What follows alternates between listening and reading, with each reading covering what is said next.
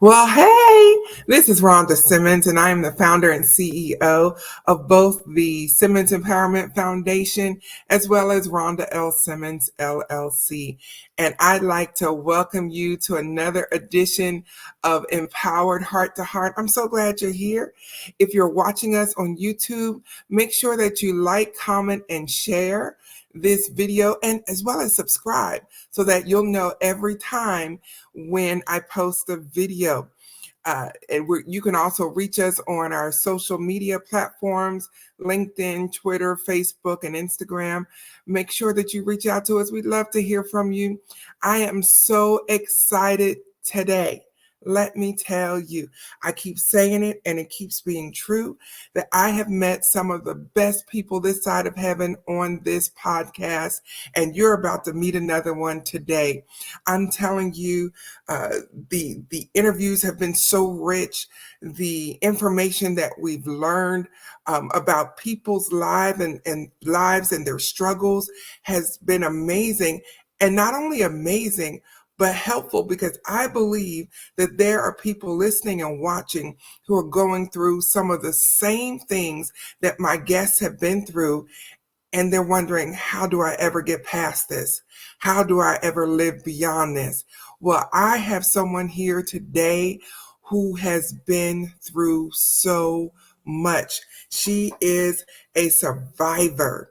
She is a survivor, and I like to say a thriver. She didn't just get through it, but she has thrived past it and found a way to reach that place of healing. Our guest today was the victim of rape and other traumas, and she has been through so much. And she has found that place of healing to the point where she's now strong enough and healed enough to help somebody else. Isn't that what life is all about? Helping other people get through.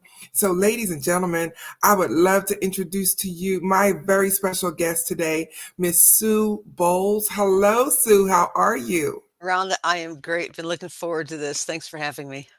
I am so glad that you're here with us to share your story. And so, Sue, it's like I shared with our audience, you've been through so much. But what was the turning point for you to Mm. break the cycle of trauma in your life? Yeah, and just real quick, I know you shared a little bit. I'm a childhood rape survivor. Happened when I was 7. I didn't tell anyone till I was 15, till 15 years later, my senior year of college. But even then, it really wasn't until 2014 that I hit the what you call the breaking point, the pivot point is what I like to call it. Mhm. I took a chance on love. It was the first year that I was really dealing with the rape and the trauma over 4 decades after it happened. And I had Mhm. also developed an eating disorder, so my eating disorder was starting to kick in again, so I was just an absolute mess, and I was really hanging on. I've twice in my life, I've considered ending my life, and I was just starting to implode because everything was happening at the same time. There was a movie that came out called Ragamuffin, and it's based on the life of the late Christian musician Rich Mullins. And it was a really hard watch because I just connected with it so much. And I had worn masks all my life because I painted the picture to everybody else that I was good. I was solid. I was your go to gal. Sue had no problems. And I was dying on the inside. And that movie started breaking through my walls and helped me start kind of putting a little tear, small little tear in my masks. Later that year, the movie and the movie producer and the family and friends of Rich Mullins, who are all involved in the movie project, did a retreat and continued the conversation of the themes of the movie. And one of those themes was about forgiving yourself, about parent child relationships, about the masks that we wear, and living authentically. And there's a I don't know if you have a video of it, but for your listeners, behind me is a saying on my wall by Rich Mullins, and it says, "It's not going to matter if you have a few scars. It will matter if you didn't live," and that's what I focus on now. But that retreat is now called Walking Stick Retreats, and I took a chance on love. I one of the staff members has since told me that they saw that first retreat for me as kind of a Hail Mary of, could God love me and was I lovable? Because I had bought the lie that I was too screwed up, too far gone, and a total waste of space, and there was absolutely no way God could ever love me or even use me. And that was the breaking point, was seeing that movie and taking a risk on love. Wow. That is amazing. Oh my goodness. Wow. And yes, Rich Mullins' quote is on this video. It can be Good, seen. good. And oh my goodness, I love how you put it, taking a risk on love Hmm. and not feeling, and not believing the lie that Right. God can never love you, let alone use you. And here Hmm. you are today. Yeah. So, what made you? I mean, of course, your life story is amazing, and your journey is so inspiring. But how did you know that you were healed enough to help someone else heal? Mm. It didn't happen overnight, and I'm not saying God can't heal overnight. That was not my case. I had so much trauma and so many scars that I had to do a lot. Actually, I had wounds that had not yet turned into scars. And you think of when you cut yourself, you cut yourself on your finger, and you put a Band-Aid over it. If you are not treating the injury itself, putting antiseptic in it, washing it out, taking care of it, you could develop gangrene. And when you think of that, of the emotional scars and wounds that we have in our lives, I had not tended to them. I didn't know when everything happened when I was 7 years old. Rape was not on the radar. It was not something that was discussed. No one knew to ask a question. The only person who did anything wrong that day was my perpetrator. And even that I had to work through in counseling, because I was looking at what happened when I was 7 through an adult's mindset. And I was blaming myself for the decisions I made. And it took a lot of work for that. My healing happened over a course of time. For me, God speaks in language where he knows we're going to understand. For me, it's the language of retreat and music. So this walking stick retreats has been a very core part of my entire healing journey. The first year, I had to own my story. I was in denial about my story. I hated my story. And that first year, I just had to come to grips with what my story was.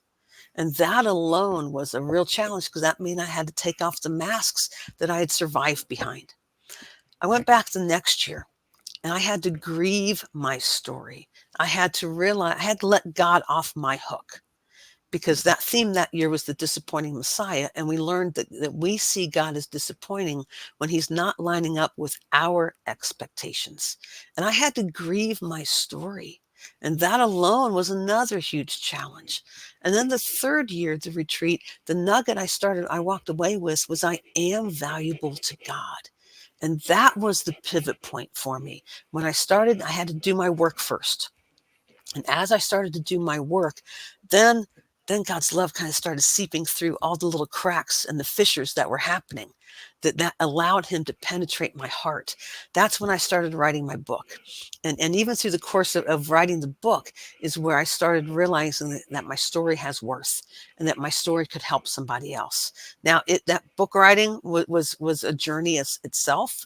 When I went into recovery from my eating disorder, I had to take a year off, because that's all I had energy for, was trying to figure out how to take care of myself and eat again.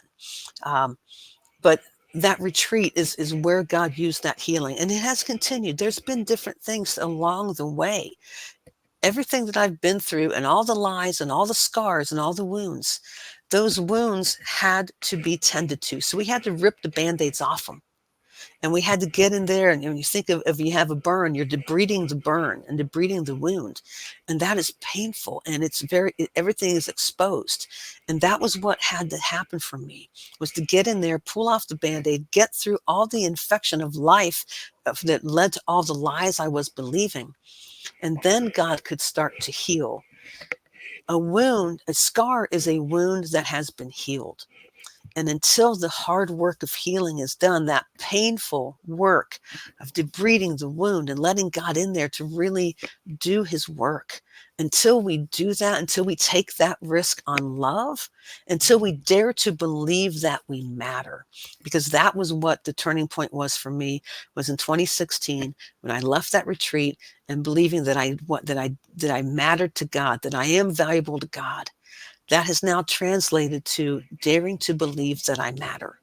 And as that continued to grow, that is when everything started to change, to the point that we have launched a little over a year ago.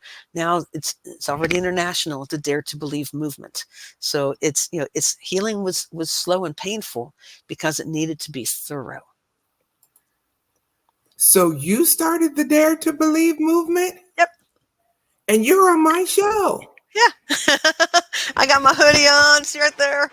Yes, I saw the hoodie, but I didn't know that you were the rock and the force behind it. Oh my goodness. I call it chief instigator. Oh my goodness. Yes, I love that, chief instigator. Well, because instigators stir things up. And when you're challenging somebody to dare to believe that they matter, you're stirring up a lot in them. But Yes, it's the good stuff you're stirring up. The good stuff is usually hidden on the bottom. And you got to yes. dig deep to get to that. And you got to stir up a lot of stuff to get to the bottom. So Yes, yes. Oh my goodness. I am even more honored to have you on my show. Oh, I feel so special. Thank you for counting my show worthy. Wow. Well, Sue, I understand you have a book out called I just went blank. What is the title of the book? my book is called This Much I Know, The Space Between. And Yes. and and I'm also part of an anthology that's coming out January 18th called Breaking the Silence: Voices of Survivors. Oh, wow. Wow. Okay. And the reason why I asked that question is because I looked it up on Amazon. If you're watching this on video, her book is on Amazon in both print form and Kindle. Mhm. And so I'll put the link in the description as well of both the podcast and the YouTube. Get the book, people. Why do we have to suffer in silence when God has raised up people who have healed from the very things that we're facing, and they've written a book about it to help us? And so I'm all for it. Make sure you get Sue's book. Oh my goodness. So you have started this global movement, Dare to Believe, because I have heard of the what did you call it? Walking stick? Walking Stick Retreats. Mhm. I have heard of that. You have. That's great. Yes. And I haven't been on one before, but please tell me, did you start that too? No, I did not start that, no. Okay. I'm Okay. very committed to it.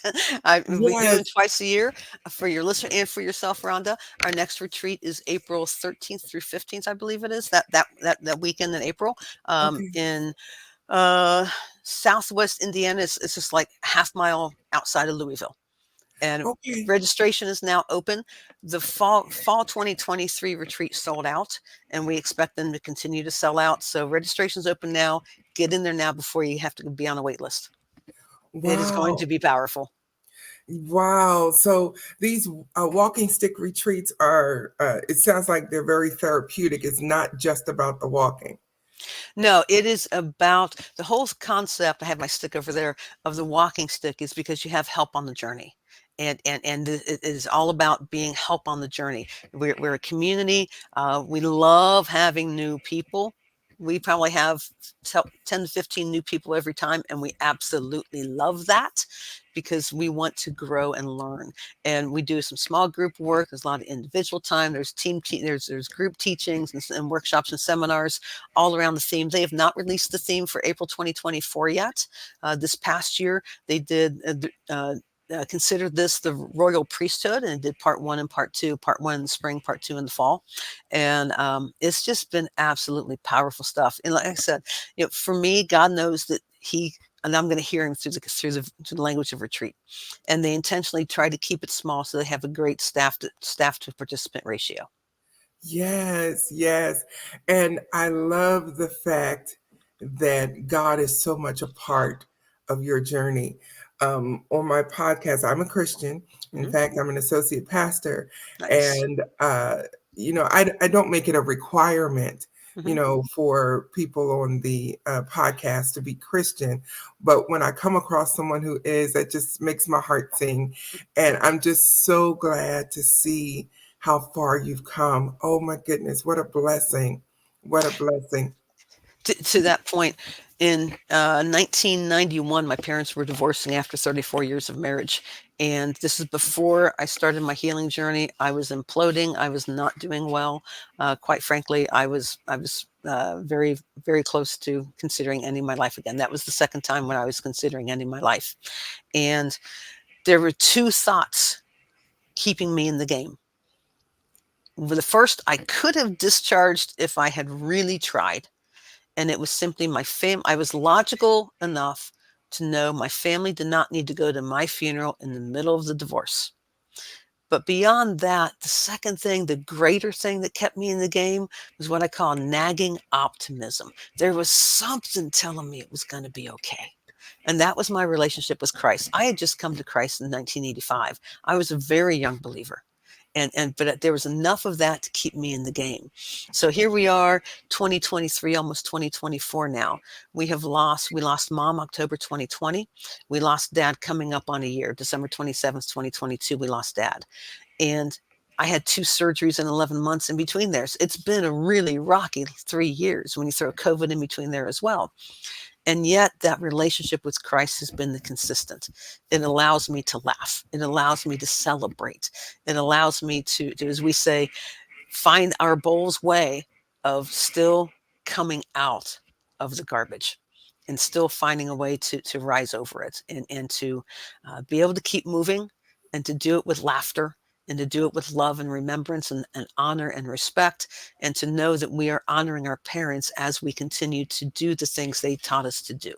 But that the relationship with Christ is key to that, or I don't know that I would be here without it. Amen. Amen. Oh my goodness. Well, Sue, when you talk about optimism, you're right in my wheelbarrow because it is so easy to ruminate over the past. Mhm, It is so easy to view yourself today um, in the shadow of yesterday. mhm, But I like looking forward, and that's why the series is called Dear Future Me, mhm. because I love looking forward. And so, my question to you as we wrap up is, if you were to write a letter today to your future self, what would you say? I'm going to tear up. Um, because what I would say to myself is what I didn't believe and that I own and thrive in now, and firmly believe that this is the key to everything for people's lives. Do you believe that you matter? Not does somebody else believe it for you? How do we answer that question? So, what the letter I would write to myself would say, Dear Sue, you matter. It does not, whatever has happened and everything that has happened is significant and has affected you and hurts and has harmed you and is worthy of grief, and you still matter. Surround yourself with even one person who can hold out hope for you until you're strong enough to hold it for yourself, because that day will come. Take a risk on love, find someone, risk letting somebody in, and they will hold out hope for you and hold on to hope for you and help you grow in your strength, where you will one day, hopefully sooner than later, be able to hold it for yourself. Love, Sue. Oh my goodness, that was beautiful. That was beautiful. Sue, it has been my esteemed honor to have you on my show today. Thank you for your vulnerability. Thank you for thriving and Mm. surviving to this day so that even more people could hear your story. Because my podcast goes global. I have people Oh, wow. downloading episodes all over the country, all over the world, in different countries. And someone needed to hear that today. Thank you for being a part of their journey. And I pray that God continues to use you in the Dare to Believe movement, and that your book will sell exponentially, not for the financial gain Right. of it, but for the mere joy of knowing Hmm. that you've helped somebody. Right. Thank you so much for being on the show. And if you will just hang out just for another minute, I'm going to wrap things up and I'll be right with you. That Okay. sounds great. And just real quick, Ron, if I could, if people want to get in touch, they can reach me at SueBowles.com, and they'll find links there to the book. And then I mentioned the other book coming out January 18th. I'll have a link to that as well, and they can reach out to me there and connect with everything else. They'll also find the link to the Dare to Believe movement website on that page as well. All righty. So SueBowles.com. Did I get it right? Yes, ma'am. Thank you. All righty. And so make sure you reach out to Sue. She's anxious and excited and waiting to help you. So thanks again, Sue, for being on our show. We Thank you. really appreciate you. And I pray that God continues to use you in your ministry. Thank you Thanks. so much. Thank you. Oh, my goodness, ladies and gentlemen. Oh my goodness, my heart is full today. You know, when I put out a call for speakers, you never know who you're going to get. And I certainly did not know I was getting such, what's the saying, creme de la creme, the cream of the crop. Oh my goodness, Sue Bowles was here. You heard her here and you heard her story. Now, what are you going to do with it? How are you going to take her testimony and her journey to triumph and apply it to your life? There's a reason why you downloaded this episode or you watched this video. I believe that God wanted you to hear something that Sue had to say so that he can heal you. Healing is possible. Healing is available. Go to SueBowles.com and check out the resources there. Get her book on Amazon, This Much I Know, The Space Between. She's got another book coming out soon, an anthology. Make sure that you are tapping into these resources that God has put into place to bless and heal you. So until the next time, I'm Rhonda Simmons. Thank you for joining us today. Be blessed, be encouraged, and most of all, be empowered.